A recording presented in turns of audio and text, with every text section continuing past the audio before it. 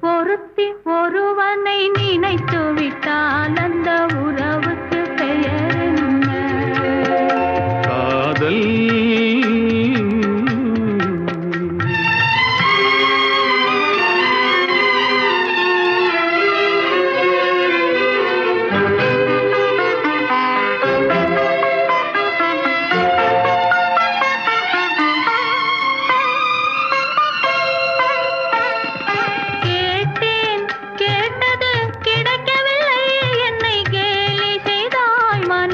பொறுக்கவில்லை.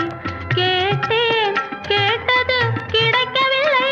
என்னை கேலி செய்தாய், மனம் பொறுக்கவில்லை. வாதம் செய்வது என் கடமை, அதில் வழியை காண்பது உன் திறமை.